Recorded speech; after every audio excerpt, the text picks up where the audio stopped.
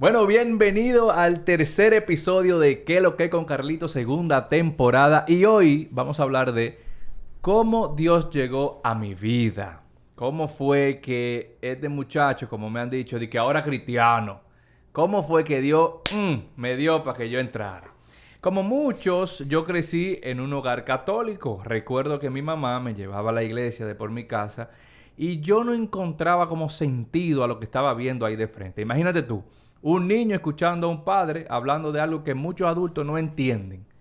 Ya tú puedes saber, un niño sentado ahí, ¿qué iba a entender yo? Ya un poco más grande, mi mamá me puso en el catecismo para hacer mi primera comunión, como muchos niños y jóvenes lo hacen. Lo que ella no calculó fue que donde daba la clase del catecismo era casi al lado de la cancha donde yo jugaba básquetbol en el barrio, ahí en Honduras. Entonces yo fui el primer sábado, muy bien. Y antes de que se terminara la clase, me escapé y me fui a jugar basquetbol. Claro.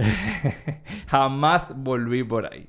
Ya de adolescente, mami se congregaba en una iglesia cristiana evangélica.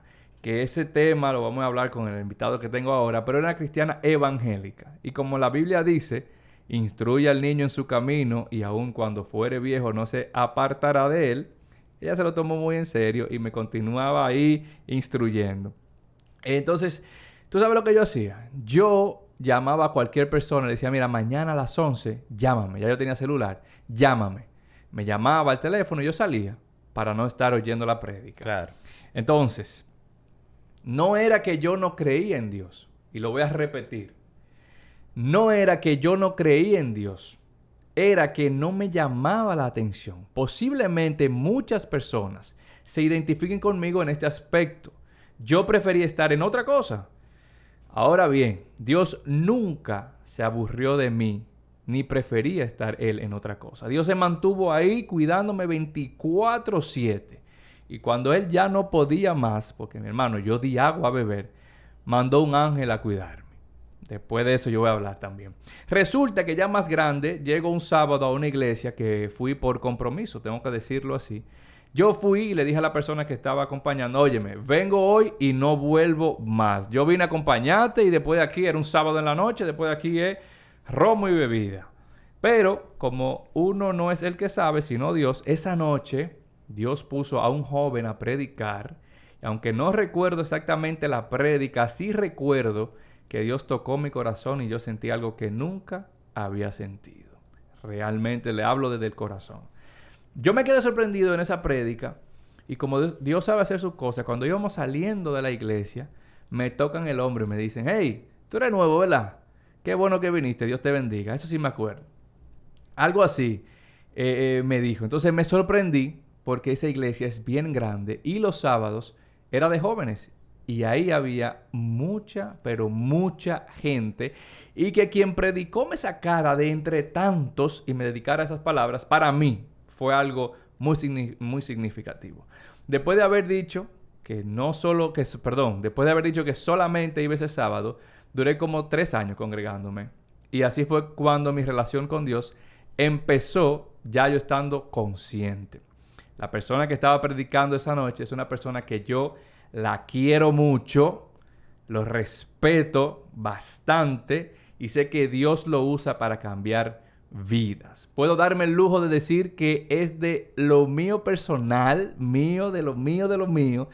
Y lo tengo aquí hoy. Juan Romero, ¿en qué lo que con Carlito? Juan, hermano, bienvenido. Hermano, con esa introducción que tú das, yo me siento ahora volando en los aires. Hermano, es que tú, óyeme, debo decirlo porque este podcast trata de mi experiencia. Es decir, qué yo pasé, cómo lo pasé y cómo yo estoy aquí ahora. Sí, claro. Porque antes, déjame decirte, yo pensaba que me la estaba comiendo. Tenía 3 pesos, manejaba 3 pesos, tenía mujeres que me llamaban y yo quizás decía, no, tú sí. Yo seleccionaba. No, y tú estabas en el spotlight también. Exactamente, bebida, amigos, y yo me sentía triste, me sentía vacío, me sentía mal. Llegaba a mi casa y la almohada mía hubo que cambiarla porque era un paño de lágrimas. Ahora quizás no tengo el mismo flujo de dinero, no tengo quizás todas esas amistades, estoy casado, pero estoy feliz, pleno. Entonces, eso es lo que yo quiero, que la gente entienda qué yo hice, cómo lo hice y Dios me trajo hasta aquí. a hablar contigo en este ¿Qué es lo que con Carlitos? Cuéntame, Juan. Mano, todo bien, viendo que estás haciendo la encomienda que tenemos que hacer. Contar lo que hicimos, lo que vivimos, lo que Dios hizo con nosotros. Así es. Yo decía al principio que como que no me interesaba la parte de Dios. Entonces, ¿por qué es que... déjame presentarte, Juan. Tú eres pastor.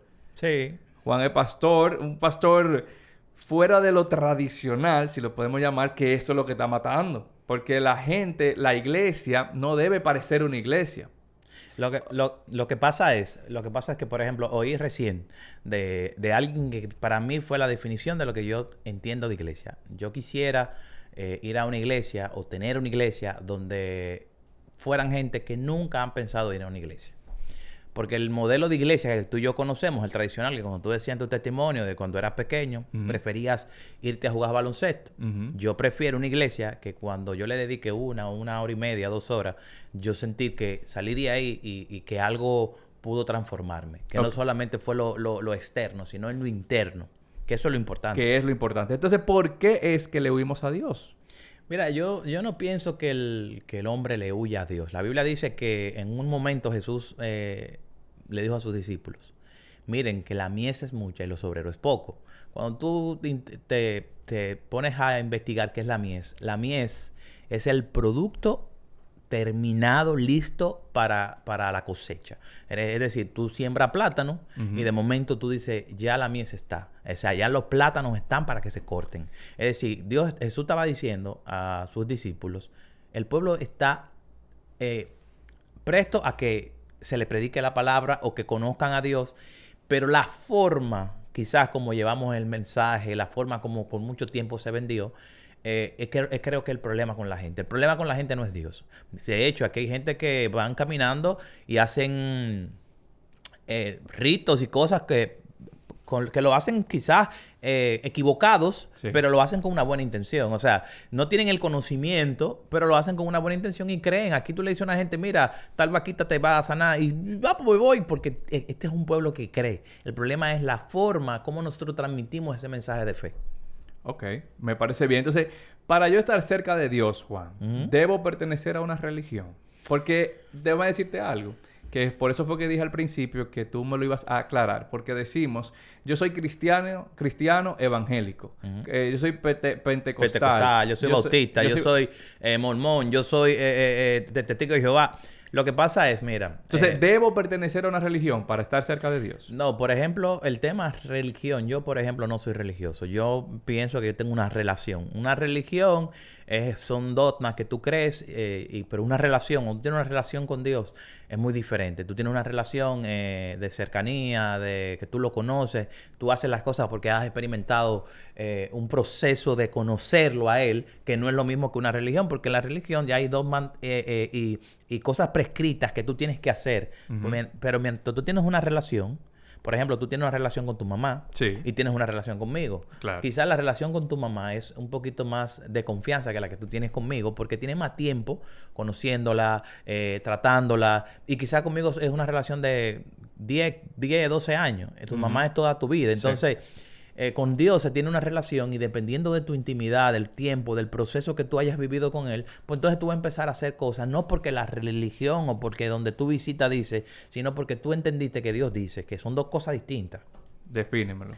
Te lo defino. Por ejemplo, cuando un pastor o una persona, figura eclesiástica te dice, no hagas esto, te está enseñando una regla que quizás sea bíblica, pero tú no la sientes.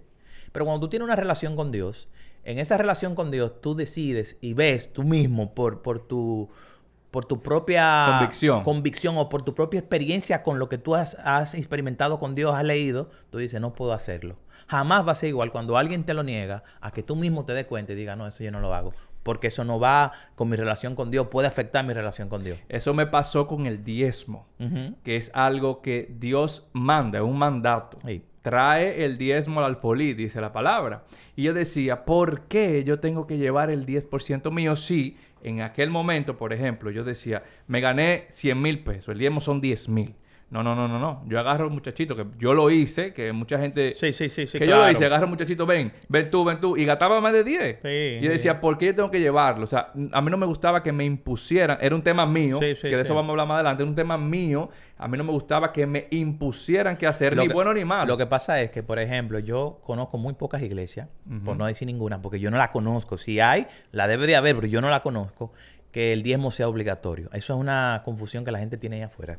Perdón, que cree que el diezmo es obligatorio y no lo es. Que a eso iba. De hecho, por ejemplo, yo cuando me toca hablar del ofrenda o lo que sea, la Biblia es muy clara y dice que si tú no lo haces de corazón, esa ofrenda Dios no la va a recibir. Entonces, a veces, habemos gente que decimos, no la traiga. Si usted se siente engañado, no lo lleve, porque eso es un principio bíblico que tú vas a aprender tú y que se basa interno en ti. Porque, por ejemplo, tú dijiste, ¿cómo yo tengo que llevar el 10% de lo que yo gano? Pero yo no lo veo así. No. Yo lo veo es que yo le voy a dar a Dios de lo que Él me dio, la parte que Él le corresponde. Jamás es igual el mismo concepto. Ya yo no le estoy dando lo mío. Yo le estoy devolviendo lo que Él me dio. Es muy distinto. Muy distinto. Que a eso era, el final de mi comentario era ese.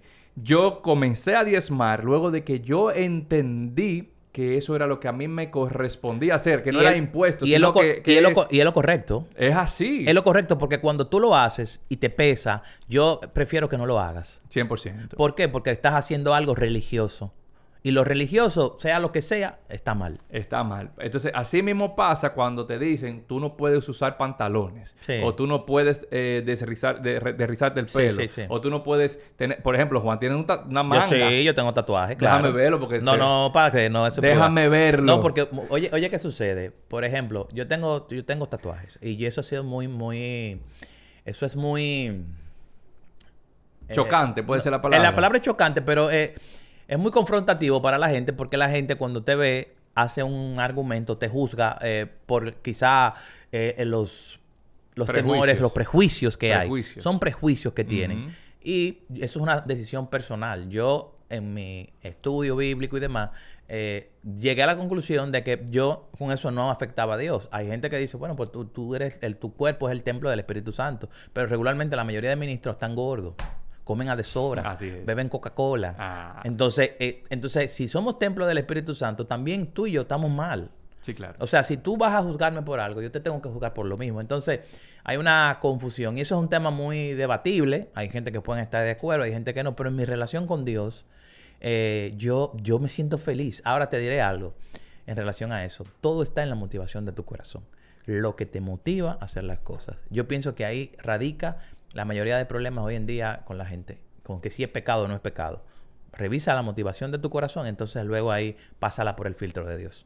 100%. Porque dice la palabra que dentro de todas las cosas que tú guardes tu corazón. Yo entiendo que Dios ve corazones. No ve ropa, no ve posesiones, no ve carros, no ve casas, no ve tatuajes, no ve pelo, no ve nada de eso, sino tu corazón, y es lo que tú estás diciendo. Lo que te motive a hacer las cosas es lo que a Dios le interesa. Si es una motivación genuina y que corresponde a su voluntad y que tú lo estás haciendo para agradarlo a Él, entonces, sin importar lo que tú hagas, está bien. Correcto. Y te voy a decir algo. Si realmente importa, yo siempre tengo bien claro que mi esposa no le gusta el chocolate. Y en una ocasión yo fui con todo el corazón, con todo mi deseo de agradarle y le llevé un chocolate, pero se lo envolví y se lo puse de película. Y estuvo como que eso fue espectacular, pero ella no se lo comió porque eso era a ella no le gusta el chocolate. Me dijo, mi amor, gracias, te lo agradezco, pero no me gusta. Entonces así mismo es Dios. Tú puedes envolverlo como tú quieras y si no está en su ordenanza, si no está en su esencia, Él no lo va a recibir. Por eso que tenemos que conocer la palabra. Correcto. Obligatoriamente. Juan, una pregunta. Mucha gente dice, ok, yo creo en Dios, o mi familia es cristiana, o lo que sea. Pero entonces se pregunta, si Dios me ama tanto, ¿por qué permite que me pasen cosas malas? Te repito la pregunta. Sí. Si Dios me ama tanto, ¿por qué permite que me pasen cosas malas?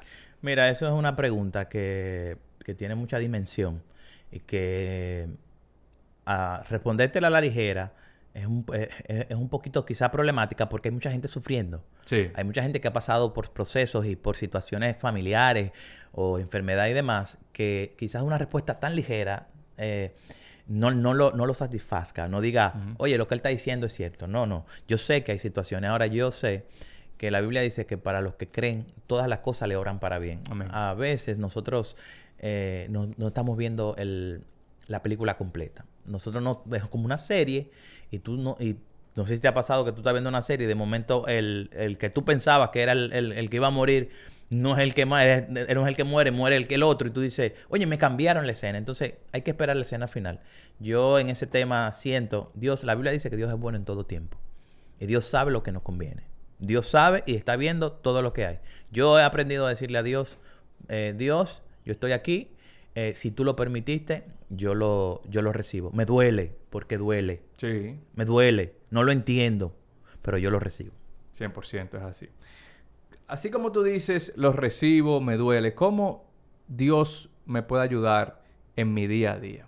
Sí, eso es muy importante. La Biblia dice, mira, y te hablo con la Biblia porque es con las escrituras que yo tengo que hablar. Dice que la palabra de Dios es lámpara que alumbrará mi camino. Es decir, las escrituras está todo. Si tú te das cuenta, nosotros podemos hablar de economía y está en las escrituras. Sí. Podemos hablar de lo que tú quieras, porque la palabra de Dios es una lámpara. Una lámpara, ¿qué es lo que hace? Que te da luz y te enseña el camino. Entonces yo, con mi relación con Dios, he aprendido muchísimas cosas. Por ejemplo, hay un versículo en la Biblia que dice que cuando tú llegas a un lugar, no te sientes adelante, porque va y te dicen, mira, tú no vayas adelante, tú vayas atrás. Y dice, es mejor que tú te sientes atrás y te digas, no, ven, que tú vas aquí adelante. Entonces, hasta cómo comportarte, la Biblia te enseña. En tu día a día, cuando tú tienes una relación con Dios, en una religión, tú vas a aprender cosas. Yo le digo código. Tú vas a aprender código que tú vas a decir, oye, pero esto me sirve en el trabajo. Oye, pero esto me sirve con mi relación con mi esposa. Oye, esto me sirve con mi relación con mis hijos. Porque la Escritura está todo. Así es. Dicen que nosotros somos, o si dicen no, es una realidad. Nosotros somos hechos a imagen y semejanza de Dios. Es decir, somos un producto terminado hecho a mano por Dios. Cada fabricante de cualquier cosa que usted tenga a mano o vea, pone dentro de la caja un manual de instrucción de cómo se debe armar, cómo funciona, qué pasa si se daña tal cosa, cómo, etcétera, etcétera. Entonces, la Biblia es el manual de nosotros, si así se puede decir, según lo que tú estás diciendo, y así es como yo lo veo. Por ejemplo, si yo tengo un tema, yo tengo que confesarme, yo no leo la Biblia como yo quisiera leerla todos los días. Pero cuando yo tengo una encrucijada, cuando yo no sé qué hacer, yo voy y pongo, ¿qué dice la Biblia acerca de tal cosa? Correcto. Por ejemplo, Juan me insultó, pero la Biblia dice que tú tienes que perdonar. Entonces yo digo, caramba, yo no quiero perdonar a Juan, yo estoy incómodo. ¿Qué dice Juan? ¿Qué dice la Biblia acerca de la ira? ¿O qué dice la Biblia acerca del perdón? Lo que diga ahí yo hago. Y una cosa te voy a decir, nada de lo que yo he hecho, que me he llevado de la Biblia, me ha fallado. Sí. Sí, y realmente te voy a decir otra cosa. Hay gente que entiende que la Biblia no es un manual de guía, que entienden que la Biblia no es su camino a seguir, y yo lo respeto. 100%. Yo lo respeto. Ahora, por mi experiencia personal y lo que tú comentaste cuando empezó el podcast, tú decías que cuando tú estabas aparentemente en tu mejor momento, tú te sentías vacío, te sentías triste, y de momento tú y yo nos encontramos en la iglesia. Yo estoy seguro que el que no creo y en algún momento yo me voy a encontrar con él en un sitio y yo voy a estar ahí para apoyarle. Y yo voy a estar ahí para decirle a él lo que a mí me funcionó cuando yo estaba en su situación. O sea, eso es sencillo. Va a llegar un momento, Carlos, que como tú dijiste, Dios es el creador. Y todos nosotros tenemos un espacio diseñado específicamente para Dios. Por eso es que nosotros necesitamos a Dios. Y por eso, por más que logremos, tengamos títulos, podamos tener todas las cosas que uno puede alcanzar, hasta que no tenemos a Dios, la ecuación no está completa. Y la gente no lo entiende, porque la gente como te dije ahorita en la parte de las preguntas que me hiciste, porque la gente lo que está en contra de la religiosidad, pero necesita a Dios. Entonces yo, por ejemplo, soy de las personas que creen que si tú necesitas buscar a Dios y no sabes cómo hacerlo, clama. La Biblia dice, habla. Sí, porque también la Biblia dice, nosotros no sabemos orar. Sí. El Espíritu Santo es el que nos mueve. Entonces yo lo que digo es, así como tú dices, carro, casa, títulos, hagan un ejercicio en sus casas. Tú, ¿cómo estás? Todo lo que tú tienes. ¿Tú estás feliz? ¿Tú estás lleno? Pregúntatelo y tú mismo respóndete. No, y hay gente La que... respuesta va a ser no. No, La respuesta va a ser no. Hay gente que va a decir que sí. No, no hay forma que diga que sí. Sí. Porque hasta que usted no tiene a Dios en su corazón, usted no es feliz 100%. Tú puedes aparentar ser feliz y tú te puedes engañar tú mismo diciéndote, sí, yo soy feliz porque yo lo tengo todo. Pero hay una parte de tu Yo estoy de vida acuerdo contigo. que tú no vas a estar contento. Tú puedes decir, tengo el trabajo que quiero, el carro que quiero, las amistades que quiero, pero con mi esposa me falla. No, pero mira, yo conozco gente, Carlos, que te dicen, sí, yo soy 100% feliz. Porque quizás no han entendido el tema de la definición de la felicidad. Ah, eso sí. Y cada quien vive una experiencia, ¿verdad? Yo no sé si te pasó que cuando tú experimentaste por primera vez el sentir a Dios, tú querías que otros entendieran la dimensión de lo que tú estabas hablando. Así Pero es. eso fue una experiencia tuya personal. Entonces Sí. hay gente que dice, yo soy feliz, pero no realmente. Jesús dijo, por ejemplo, mi paz os doy, mi paz os dejo. Y dice, no como el mundo la da. Es decir, que él estaba diciendo, hay una paz, tú vas a sentir paz, pero la mía es muy distinta. Es decir, tú vas a ser feliz, pero la mía es distinta. Porque la paz que Jesús da, la paz que Dios da, es una paz que es completa, que es de plenitud. Que es de plenitud. Pero eso solo lo puede experimentar el que ha experimentado esa paz, ese gozo. Ujú. Por ejemplo, alguien que no ha bebido café no puede saber el sabor del café. Así No es. lo puede distinguir. Una pregunta, Juan. ¿Puedo yo convertirme, probar todo esto que estamos hablando de la paz y entonces luego salirme si no me gusta? Mira, yo te voy a decir algo. Puedes ir a la iglesia, puede, como tú dices, convertirse. Porque te aclaro el tema de convertirse, porque la gente dice, yo me convertí. Ujú. Y realmente eso es un término mal aplicado porque uno se convierte todos los días. Hasta que yo no me vaya de esta tierra, yo voy a convertirme porque esté buscando de Dios. Mira, y la gente tiene un concepto mal o tiene un concepto errado, no es malo, es errado. Dicen, oye, mira a Carlito y a Juan hablando de Dios, ahora son los santos ellos Así dos. mismo. Pero lo que pasa es que la gente piensa que porque tú estés buscando a Dios, tú eres bueno.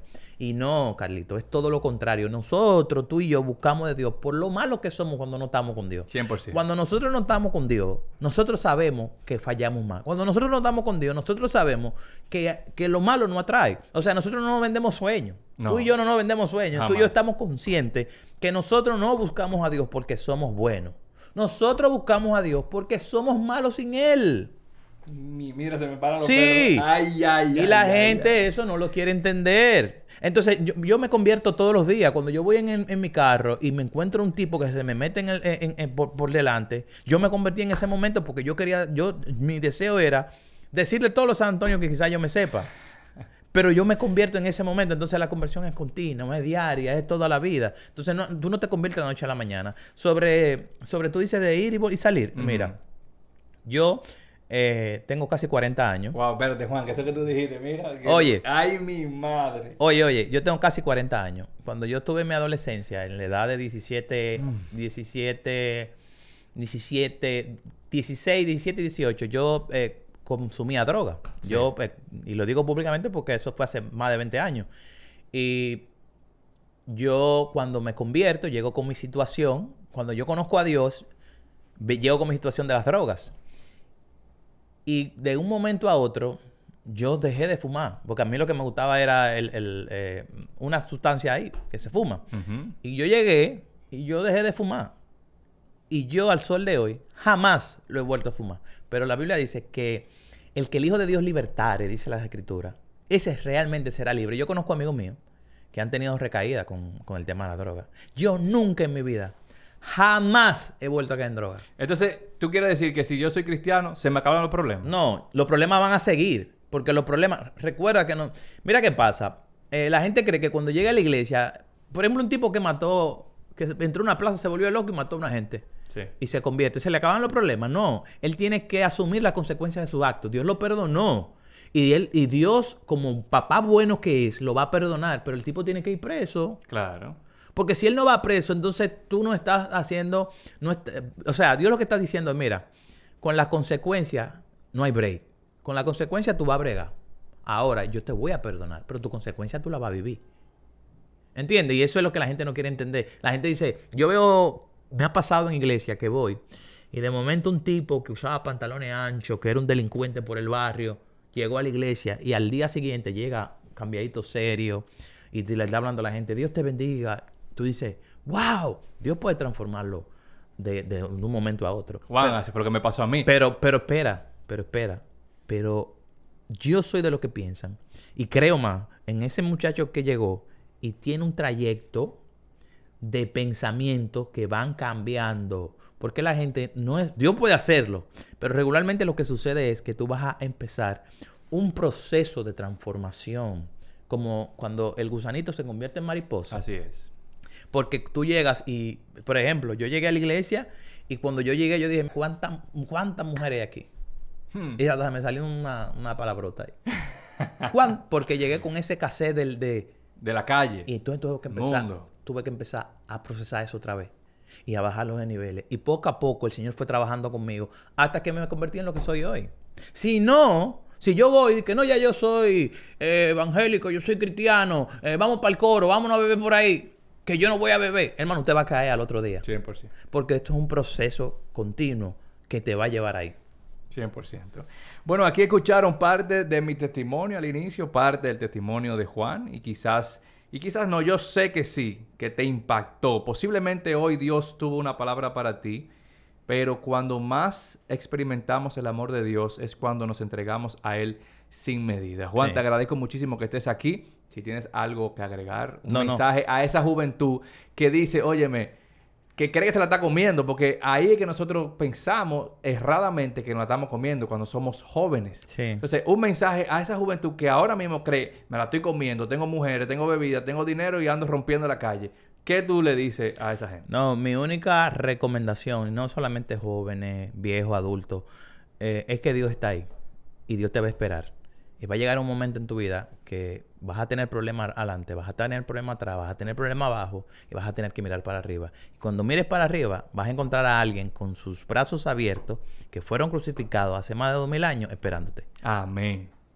Bueno, ese fue Juan Romero aquí en ¿Qué lo que con Carlitos? Tercer episodio.